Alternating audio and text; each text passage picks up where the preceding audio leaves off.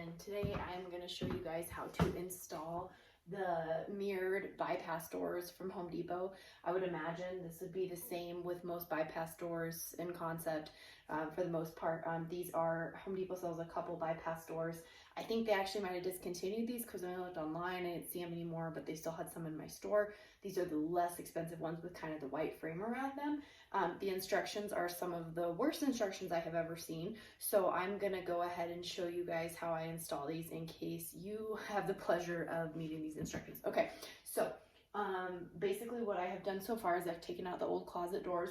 The track across the top I have removed and made room so that I can install my new track. So this is the new track that's going to go up. So the first thing I am going to do is I'm going to measure, and then I'm going to get my either a hacksaw or any type of saw that you have, and I'm going to cut this down to the length for up there. So that's my next step. All right, so we can get my tape measure. I'm going to measure. It'd be better to be a little bit short than a little bit long. You don't want to be too short, but if you're too long, it's not going to fit, and it's really hard to cut just a little bit off with a hacksaw.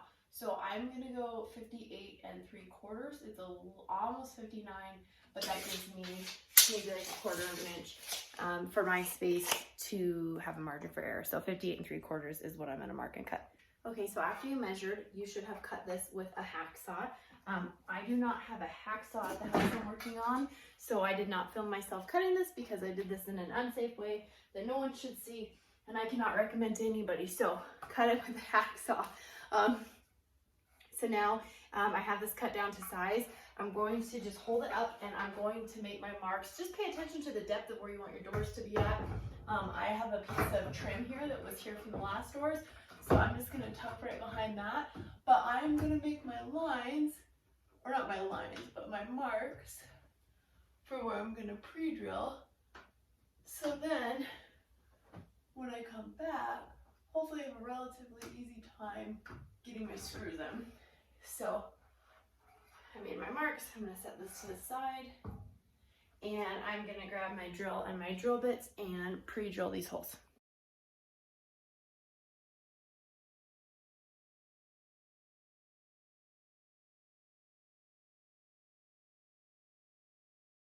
All right, so now you have your bottom panel, and this is what the tracks are going to slide in at the base against the floor. And so you can either measure and then draw your line and measure to that line and then cut, or you can just hold it up in front of your closet to this space and draw a line and cut. So I have my line, that's the width of my opening. I went again a little bit under, so I have a margin on each side, because if you're cutting this with a hacksaw and you leave it a little bit too long, it's really hard to just scale a little bit off with a handsaw without it kind of trying to slide to the side. So it might be better to go a little bit under, just measure twice to make sure you don't chop way too much off. So you are going to go now and cut your bottom piece with a hacksaw. All right, so after you have cut your bottom slider panel with a hacksaw, you're going to just make sure that it fits as it should. Okay, so here's the deal. Depending on what flooring you're putting this in, I have used these slider doors for years. I have them in I had them in this house when I used to live in it before we made it a rental, in the upstairs bedrooms. And these, when we renovated, we just set them. We didn't screw them in. We didn't care. We don't have kids. We don't live rough in our house. Sliding on the track was perfectly fine.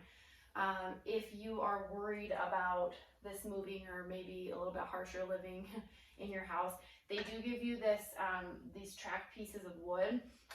And I think what they want you to do, just in case you do want to install this, is see how this wood fits in that track, and you would cut this piece to length. So this is going to be too long.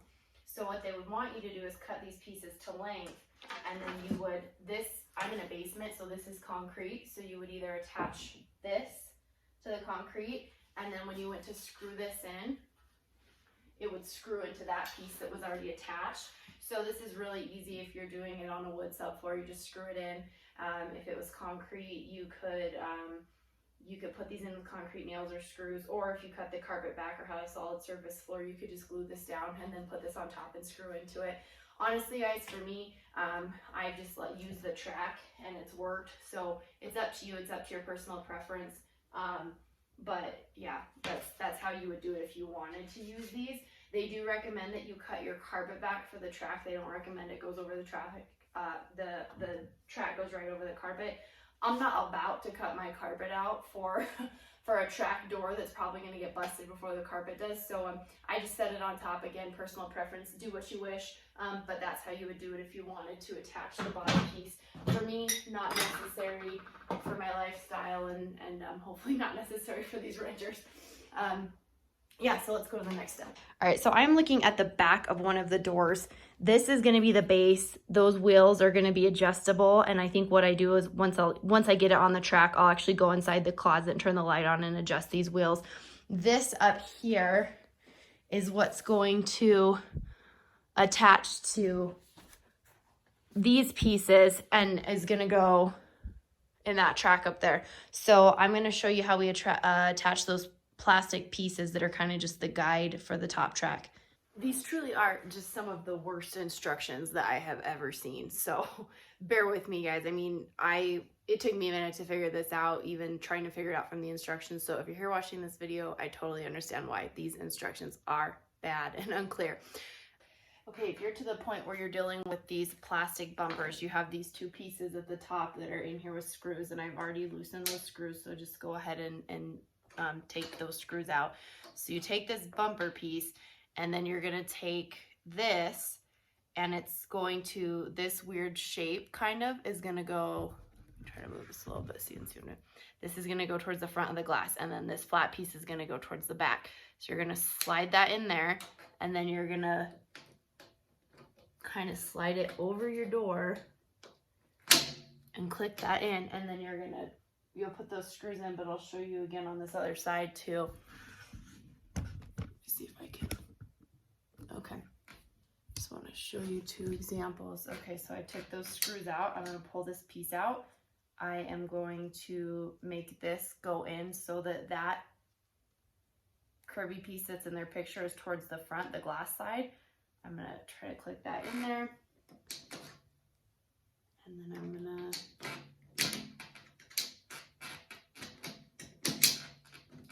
get that snug there. And then I want to show you a close-up. So from the back, those little pieces are curved in. I'm going to put the screws back in there, and then from the front,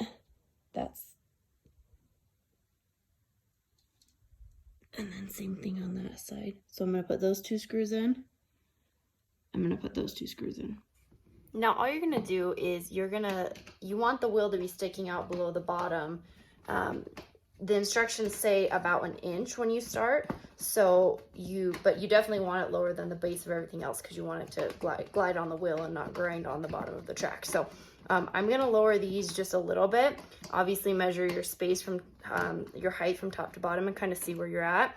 But I'm gonna drop that down, kind of based on the recommendation, and do it about 1 inch. And I'm going to do all 4 of the wheels, and then we will put them in place and adjust accordingly. So just kind of for you to see, it's sticking up below. I'm going to do the other 3. We have a couple pieces of guidance from our manufacturer. One, they said that it's best if the slider closest to the entrance, so my entrance is over there, is the furthest out, and then the backward one is the one closest this way. They said cosmetically that just looks better. So as you slide them, just keep that in mind. And then it says to tilt in the top and then get the wheels in place. So I'm going to show you guys how I did that on this other one. They tell you to grab it from the glass side, but I think I should have done the back piece first. Yeah, that was stupid. I can't do that. So you're gonna have to put your back piece in first and then do your front piece. So I'm gonna switch these real quick.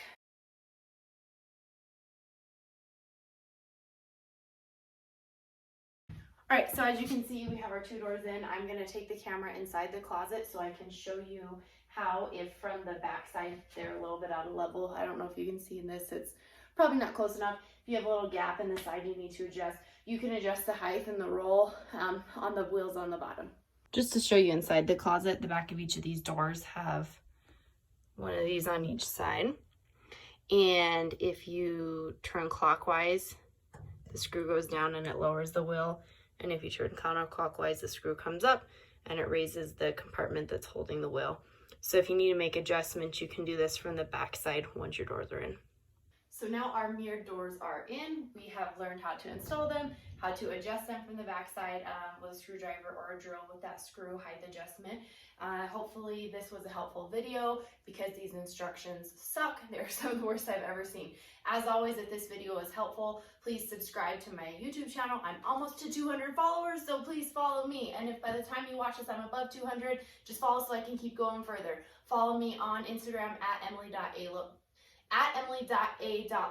so you can see all of this put together and how all these parts and pieces come together in a project. And comment below and share this video with your friends. Thanks for taking the time to watch this. Hope it was helpful. Have a super night. It is 12:34 at night right now for me, so I'm going to go to bed, and I hope that you have lots of awesome DIY projects. Bye!